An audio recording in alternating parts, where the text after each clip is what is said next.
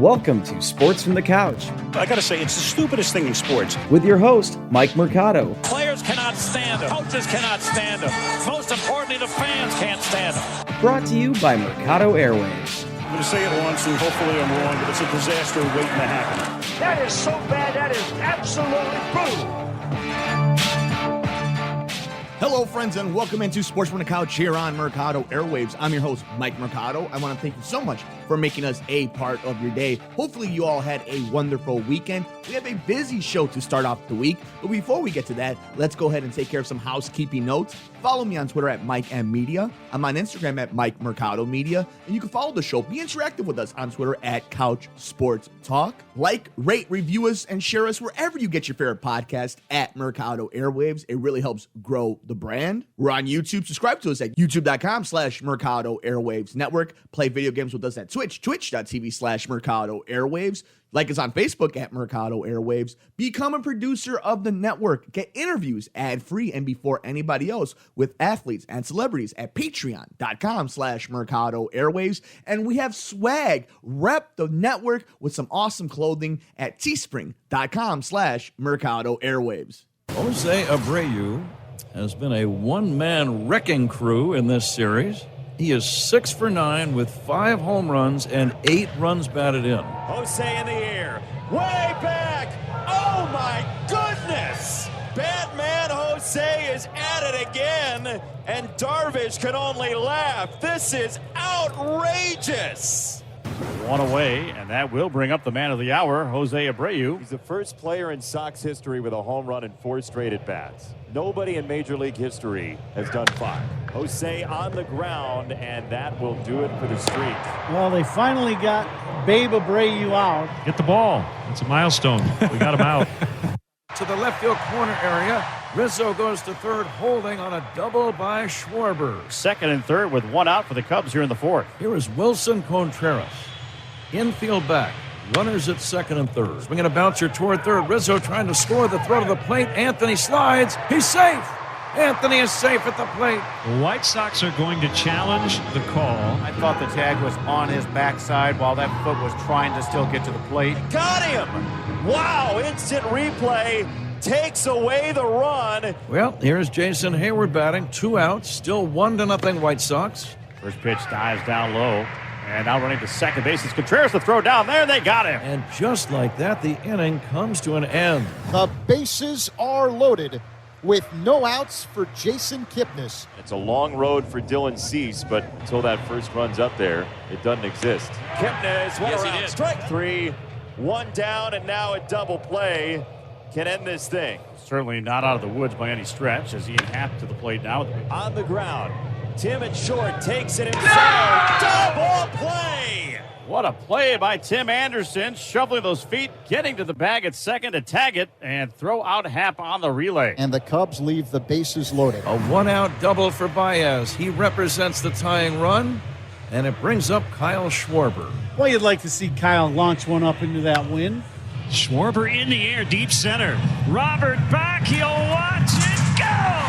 Sometimes you gotta fight fire with fire. 2-run homer, Kyle Schwarber. Cubs lead 2-1. For Darvish, this probably would be his last inning. Darvish at 89 pitches. He'll go to work on Luis Robert. Swing and a miss. Darvish with another strikeout. Punch out number 8 for Darvish. 1 away, James McCann, the batter. Swing and a miss. Another strikeout for Darvish. That's number 9. 2 outs. Swing and a miss. Strike 3. He struck out the side. 10 strikeouts for Darvish in 7 strong innings. And Yohan Moncada will come up 2 outs in the 9th inning. Yohan pops it up third base side, foul territory, and not caught. David Bodie had a chance, and he says, wow, he staggered and overran it. And that is one of those plays that you hope doesn't come back to bite the Cubs. A 2-2 pitch. Ground ball right side. Baez has it. He'll throw to Rizzo. Cubs win. The Cubs win the ball game. And David Bodie breathes a huge sigh of relief. Cubs with a hard-earned, well-pitched 2-1 victory here today over the White Sox. It was an exciting Sunday baseball afternoon game here in the city of Chicago. The Cubs, as you heard, beat the White Sox 2-1. Both teams with 17 wins. The White Sox at 17-12. The Cubs at 17-10. The most exciting game of the crosstown rivalry this weekend. On Friday night, the White Sox beat the Cubs 10-1. Keiko getting the win. John Lester getting rocked. And then on Saturday, Gio Gonzalez gets the win as Kyle Hendricks only goes 5 innings, 3 earned runs. The White Sox won that game 7-4. And then on Sunday, in a 2-1 ball game, you have the Cubs winning. I tweeted this out at Couch Sports Talk. How is it possible for a team to win a series and it be a huge series win, but also the team that lost the series wins game 3, doesn't get swept, and it be just as big of a win for them as any other win this season? That's what it felt like on Sunday. It felt like a must win for the Cubs. And it felt like a coming of age. It felt like a coming out party for the Chicago White Sox this weekend. And there was a lot of good and a lot of bad just on that Sunday night game alone. And I want to focus on the Sunday game, not just because of what the outcome was, but it was the most competitive game. It's the most baseball game we saw all weekend. It's really nice when you see a team, especially if you root for them, beat the brains out of a team they're playing against. So if you're a White Sox fan, you were golden on Friday and Saturday. That was beautiful. Jose Abreu, Luis Robert, like that team was on fire. One of the best offenses in baseball when they're rolling. Sunday was a case of what typically playoff baseball looks like. Every run matters. Every mistake matters. Everything is under a microscope. So from Wilson Contreras running to try to steal second base with 2 outs, making no sense, he would get crushed for that in October. He doesn't get as crushed for it because the Cubs won, but had they lost that game, he would definitely be under the thumb of Cub fans right now. You know, you have what happened with Ricky Renteria, letting Dylan Cease finish the 5th, but going right back out there and then giving up that homer to Kyle Schwarber. Everybody was wondering, especially as that game was progressing on Sunday, we saw David Ross was managing it like it was in October. Renteria didn't seem that way. Ricky seemed to just kind of play it as a regular game. And you have 2 errors by the White Sox. Now, it's one thing to have 2 errors in a game when you put up 10 runs and when you're hitting everything out of the ballpark. But what happens when the ball is staying in the yard? What happens when you're going against a dominant pitcher? Look, we could say what we want. This was an awesome series win for the White Sox. This was a great series win for the White Sox. This was a huge win for the Cubs on Sunday. But let's be completely honest about it. When you're in October, you're going against the best 3 pitchers in a rotation. You're not going against the bottom half of it. It's only the best of the best. You're only going against the best bullpen guys. When you have all those in play, it's these type of games that you take more out of. Because, yeah, you're going to have blowouts in the playoff every once in a while, but these are more common. You're going to see more 7 innings, 1 earned run, 10 strikeouts in the playoffs than you're going to see the other way around. Jeremy Jeffers goes out there for an inning and a third, 1 big strikeout, gives up 2 bases loaded, but makes a pitch when he has to. Dallas Keuchel pitched very well for the White Sox on Friday. I think Dylan Cease pitched a pretty good game, but he got shaky at the end. And everybody gives crap to this White Sox bullpen, but they showed up this week. So while it seems like I'm here harping on the White Sox for losing a 2-1 game against a potential playoff team, it's not that. It's enjoying the series win, seeing how great this offense can be, while also acknowledging how important it is to win small ball, to win high-pressure situations, to perform in them, and more than anything, to see how the manager responds to this, which then correlates to how a player will.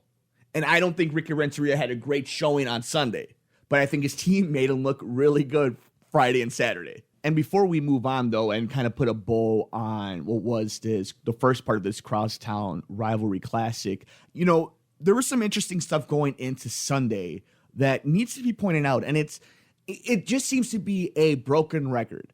You know, here was one stat before Schwarber hit that home run and before Abreu. So you can add even more to this. At one point, the White Sox have had 9 home runs this series. The Cubs had 9 hits in the entire series. And then people are going to get mad because the Cubs obviously responded back and won game 3. Let me ask, how many times did the Cubs have bases loaded in this series? How many times did the Cubs have a chance to get runs on the scoreboard? This offense is broken. And you have this news now about Chris Bryant going on the injured list retroactively for 10 days. And people are saying that is it more about a pain management type of thing, a pain tolerance type of thing? Look, we don't have a magic box that you could put your hand in there and feel the pain that individual is. So I'm going to take Chris Bryant's word for what it is. It's his word that if he's not feeling right, he shouldn't be playing. But some of the best things a trait in a player is availability. That's just as important as the talent. And right now, Chris Bryant's not available. Right now, Javi Baez isn't hitting the ball.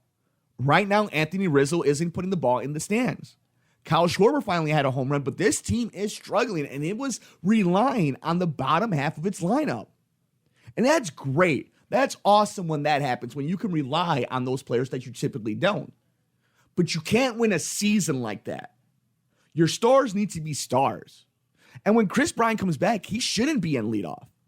He needs to get back into a right mentality, into a right groove of things. Now, this is a former MVP, Rookie of the Year, World Series champion third baseman, one of the faces of the league. I don't doubt that he can do it. I'm saying he has to do it. Or at least it needs to start showing up on the box score. You know, Javi's telling reporters that he's not trying to suck. Nobody thinks he's trying to suck. It is what it is. And that's the hard thing is, you know, when they're right, when everything is equal, these are great Major League Baseball players. But I also can't just hide the fact that we played so long. We're a month deep into this, if not longer. At some point, you are what your stats say you are, at least specifically this season. Next year, anything can happen when everything is sort of back to normal, whatever that is. But right now, I can only judge of what's going on, especially with everything under the microscope that is this 2020 pandemic. 60-game season, doubleheaders, 7 innings, man on second. Like, everything is crazy for what it normally is. So I have to address it the way that is. Can somebody get right in a 60-game season after 20 games, 30 games? I don't know. If you're the Cubs and you clinch a playoff spot, does it matter what your seeding is? Do you start just resting players and hoping that by October you get there? Because unlike other sports, you don't really rest your players that way. It's just not as grueling on the body as, let's say, football. If you get a playoff spot, you might take week 17 off. Or in the NBA, you're doing load management. Obviously, in baseball, you're watching how many innings a pitcher has. You want to keep an idea of how many times a catcher's catching the game, so on and so forth, nagging injuries. I get it. But it's not the same. And are these guys going to get used to this idea? I don't know. But, like, do you want to get players in a habit of taking a lot of time off, different times of the year? That won't be the norm moving forward for the sport. So as we move forward, I think the one takeaway, if you're a Cub fan, is this team is professional. This team will be in a lot of games. This team in the North Side has a chance to just hang in there. Are they World Series favorites? No. But there should be enough in there to encourage you that even with all these faults, with all these blemishes, with these cold streaks that you've seen, this team started off hot, gave himself a good position in the standings, a little bit of breathing room, and if they could correct themselves, they have a chance like anybody else. But you are not at fault to be frustrated with this offense. And it just seems to be a continuous theme for this Cubs team. And if you're a White Sox fan, you have to be over the moon ecstatic about this. Yeah, their defense is a little suspect at times. Okay, so be it. We don't really know a lot about their bullpen. But they have the potential to not only have a great starting lineup over the next few years, that lineup is for real right now. So yeah, granted, in the playoffs, you can get shut down. You have to go up to Minnesota. Chances are you're not putting up 10 runs. But you put yourself in that position to get a bite at the apple. And if you're a White Sox fan or if you're in the White Sox organization, that's all you want right now. Next year and moving forward, that's different. That's longevity. That's bigger picture. But this year, it's all about getting there, baby. It's all about that idea like in the NHL playoffs. The puck bounces weird every once in a while. A baseball flies around the stadium pretty weird when things are going on, and you put yourself in that position. You can't win a World Series or a playoff series if you're not in it. So if you're a White Sox fan, you got to be ecstatic. This is a team that showed up against one of the top tier teams in baseball, has a lot of its weapons together, and at any given moment can completely open the floodgates in the game. The one blemish would be how serious and how good is their bullpen? And can they win small ball games? Can they win 2-1 ball games, 3-2 ball games? But right now, for the here and now, you got to be ecstatic about the White Sox. And the fact that these two teams finish off the season against each other, you know things are going to get heated when you have two playoff teams in the city of Chicago with this much swag and this much hype. It's going to be some good times in September. But let me know your thoughts. What did you think about this weekend's Crosstown Classic between the Cubs and the White Sox? I'm on Twitter at MikeMMedia. I'm on Instagram at Mike Mercado Media. You can follow the show on Twitter and interact with us at Couch Sports Talk. Back to Doncic. Doncic pulls up, three-pointer. Bang! Bang! It's good! Doncic wins the game at the buzzer! We have ourselves a series in the bubble at Orlando at the Disney World Resorts as the Mavericks and King Luka, the Jedi himself, Luka Doncic, hit a huge three-pointer to beat the LA Clippers 135-133 to even out the series 2 games apiece. There's not much I can say about Luka Doncic other than he is for real. He's one of the top 5 players in the NBA right now. He has a chance to be an MVP any given season. Are the Mavericks going to win a championship? I doubt it. Does Luka win a championship in his career? It's highly probable. Is it in Dallas? That's still up to be determined. One thing I just want to talk into before we finish up and see how we're doing in the rest of the playoffs, this conversation about Luka being Larry Bird. Other than the complexion of their skin, how are you comparing a power forward / small forward to a point guard shooting guard? A 6'10 guy to a 6'7 guy. A guy who handles the ball better than most point guards we've ever seen in the league compared to somebody who set the standard for what a shooter is of his era. You know, Larry Bird is one of the greatest players of all time. Like, you can't argue that. Whether he's your top 5, that's all semantics. Larry Bird was a great NBA player.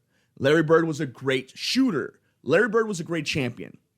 Luka Doncic is a great basketball player, a great offensive player. Those are different things.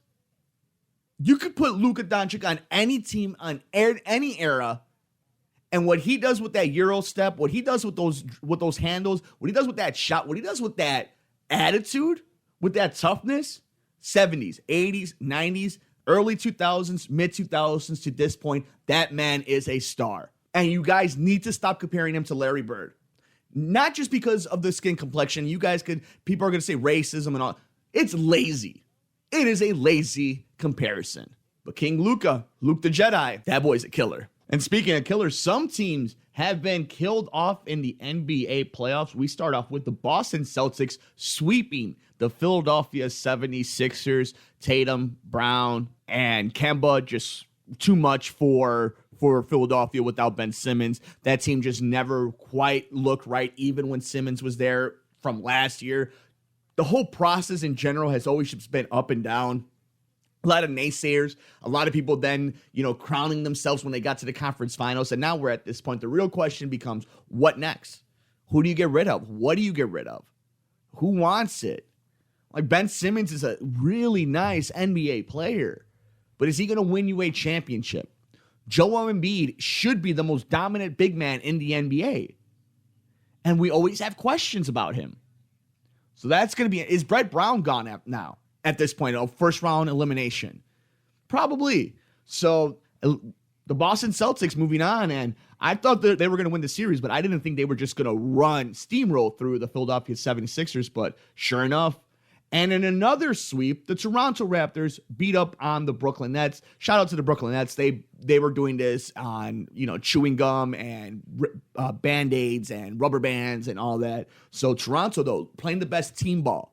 Going to be interesting to see how that matchup goes on as we continue on. The Bucks look to take a 3-1 lead over Orlando in their next matchup. Milwaukee looking like they're finally getting right. This should have been a sweep too, but I'm sure Milwaukee's looking back at this really upset that they let that first one go, but it looks like they're going to get on track if nothing else.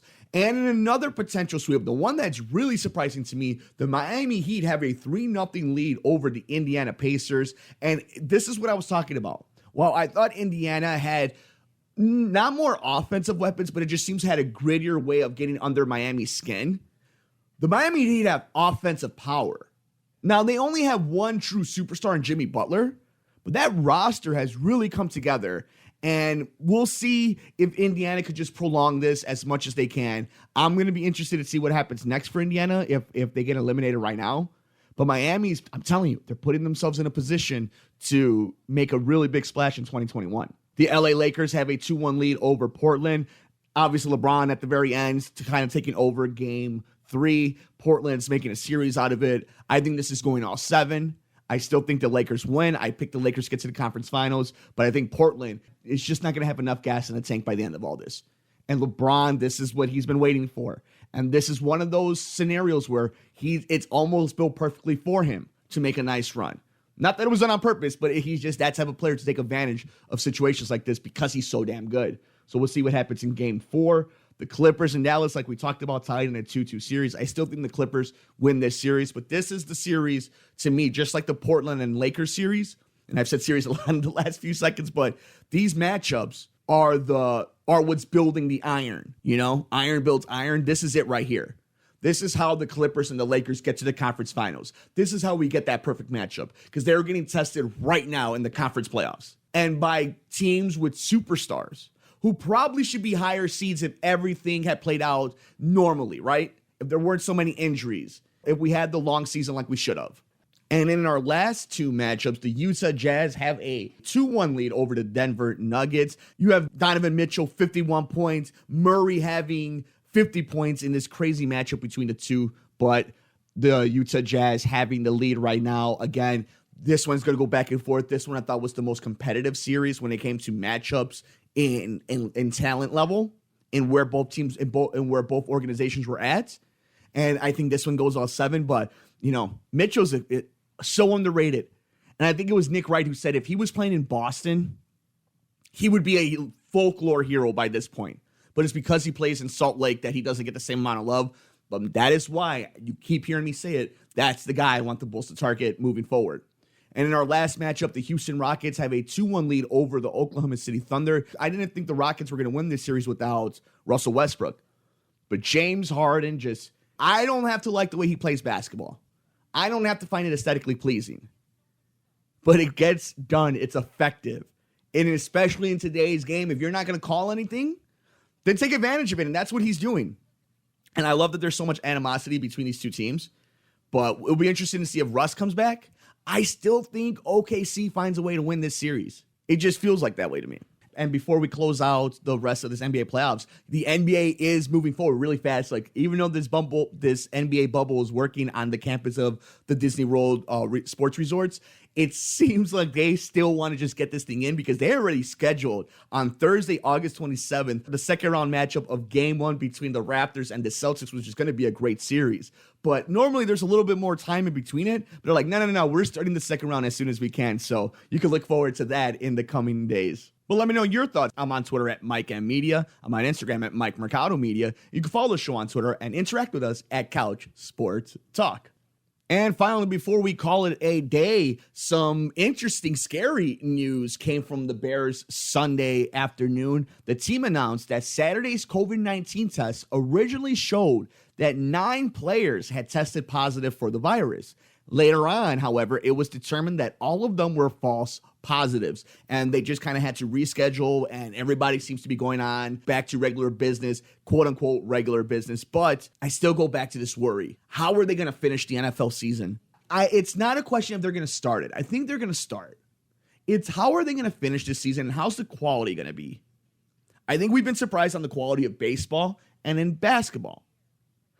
Football being such a physical sport with so many injuries playing so much into it and so much of being on the synced in with your teammates. I don't know how it's going to play out, but we have teams who have started training camp. The NFL is making sure that we get to that September start date. Do they finish it? I don't know. It's good news that we haven't had a lot of talk about positive tests for COVID-19 in the NFL over the last few weeks, but it's only a matter of time until there's the first outbreak. And it's how the NFL responds that will give comfort to stockholders, to the networks, and to fans. Right now, I still have skeptical hippo eyes, like the dog in The Simpsons, my shifty eyes. I don't know if we finish an NFL season. I don't know if we get 17 weeks. I do know we're going to get the start of the season, though. And it's nice to see that while we had that scare to start the weekend, at the very least, by the time we start this week, the Bears are going to go back on track. And it's going to be interesting to see because there's a lot of talk coming out that Mitchell's looking good. Well, no, Nick Foles looks good. It would have been easy had you just picked Deshaun Watson, but that's, we can't keep beating that dead horse. But at least we know that it seems like everybody's taking their precautions, that they're taking it serious. And we'll see moving forward what happens when there are positive tests of COVID-19 in an NFL roster and how the league, along with the organization, responds. But that'll do it for us, guys, on this edition of Sports from the Couch here on Mercado Airwaves. Thank you so much for making us a part of your day. Follow me on Twitter at Mike M Media. I'm on Instagram at Mike Mercado Media. And you can follow the show. Be interactive with us on Twitter at Couch Sports Talk. Like, rate, review us, and share us wherever you get your favorite podcast at Mercado Airwaves. It really helps grow the brand. We're on YouTube. Subscribe to us at youtube.com/Mercado Airwaves Network. Play video games with us at twitch.tv/Mercado Airwaves. Like us on Facebook at Mercado Airwaves. Become a producer of the network. Get interviews ad-free and before anybody else with athletes and celebrities at patreon.com/Mercado Airwaves. And we have swag. Rep the network with some awesome clothing at teespring.com/Mercado Airwaves. Enjoy all of the games. Take care of yourself. Take care of each other. We will see you next time here on Sports from the Couch on Mercado Airwaves. I'm Mike Mercado.